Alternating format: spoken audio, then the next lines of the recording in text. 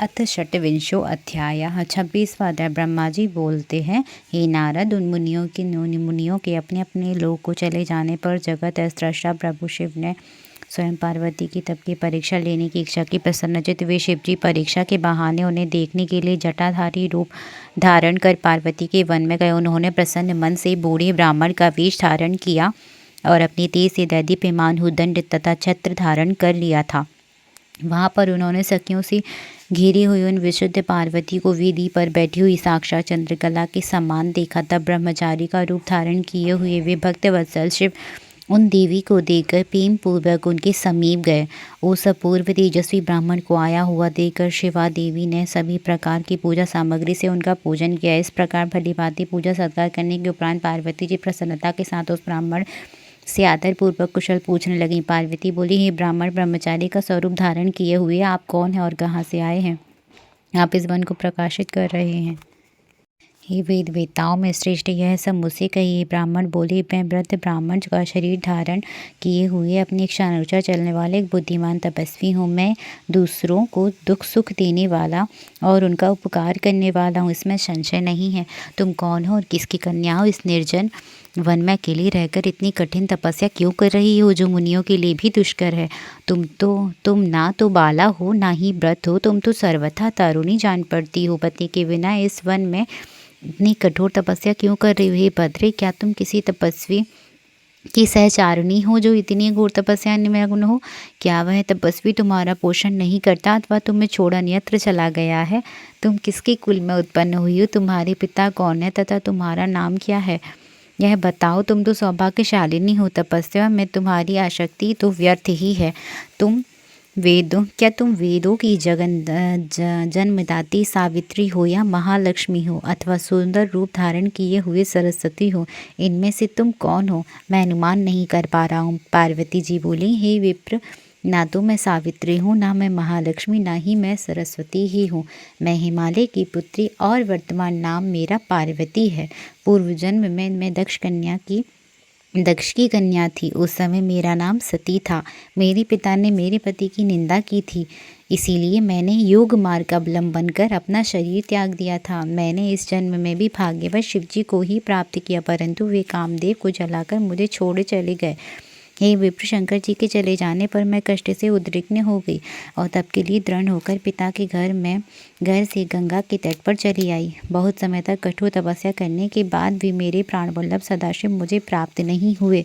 इस कारण मैं अग्नि में प्रवेश करना चाहती थी, किंतु आपको देखकर क्षण मात्र के लिए रुक गई।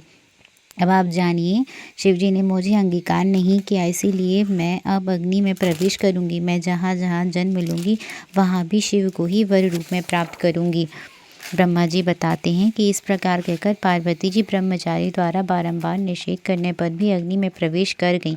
पार्वती के अग्नि में प्रवेश करते ही उनकी तपस्या के प्रभाव से वह अग्नि उसी समय शीघ्र ही चंदन के समान शीतल हो गई। क्षण भर अग्नि में रहने के बाद ज्यों ही वे दुर्लोक जाने को उद्यत हुई, तब विप्र रूप शिव हंसते हुए उन सुंदरांगनी से सहसा पूछने लगे। दरिश बोले, हे बद्रे, तुम्हारी यह कैसी तपस्या है? मुझे तो तुम्हारी इस तपस्या का कुछ भी फल नहीं जान पड़ता। इस अग्नि ने तुम्हारे शरीर को भी नहीं जलाया और तुम्हारा मनोरथ भी प्राप्त नहीं हुआ। इसीलिए हे देवी, इस प्रकार का आनंद प्रदान करने वाले मुझ विप्रवर के सामने तुम अपना मनोरथ ठीक से कहो। हे देवी, तुम पूर्ण रूप से इस बात को यथा विधि कह दो। परस्पर बातचीत से हमारी तुम्हारी मित्रता हो गई, अतः तुम्हें इस बात को गोपनीय नहीं रखना चाहिए। हे देवी, इसके पश्चात मैं पूछना चाहता हूँ कि तुम कौन सा वरदान चाहती हो? हे देवी, मुझे सारे वरदान का फल तुम्ही में दिखाई पड़ रहा है। यह तपस्या यदि तुमने दूसरे के लिए की है तो वह सारा का सारा तुम्हारा तप व्यर्थ हो गया और तुमने हाथ में रत्न को लेकर के उसे खोकर पुनः कांच धारण किया। इसी प्रकार की सुंदरता तुमने व्यर्थ क्यों कर दी?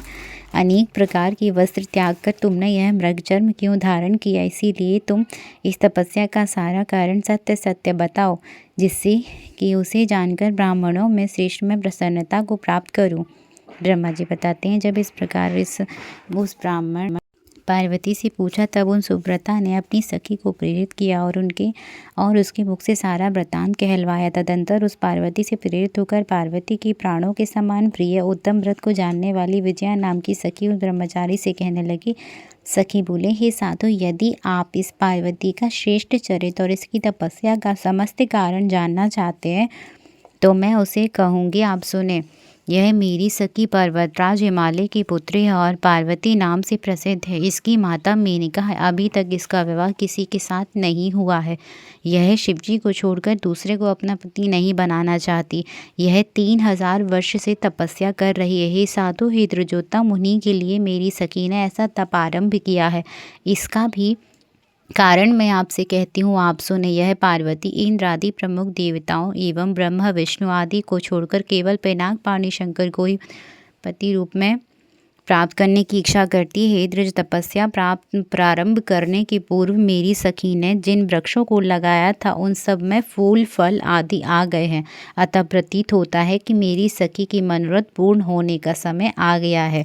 यह मेरी सखी नारद जी के उपदेश अनुसार अपने रूप को सार्थक करने के लिए, अपने पिता के कुल को अलंकृत करने के लिए और कामदेव पर अनुग्रह करने के लिए महेश्वर के उद्देश्य से कठिन तप कर रही है। हे तापस, क्या इसका मनोरथ सफल नहीं होगा? हे धृतश्रेष्ठ, आपने मेरी सखी के जिस मनोरथ को पूछा था उसे मैंने प्रीति पूर्वक कह दिया। अब आप क्या सुनना चाहते हैं? ब्रह्मा जी बताते हैं, मुनि विजया की यह यथार्थ बात को सुनकर वे जटाधारी रुद्र हंसते हुए यह वचन कहने लगे। जटिल बोले, सखी के द्वारा जो यह कहा गया वह तो परिहास मालूम पड़ता है। यदि यह यथार्थ है तो देवी अपने मुख से कहें।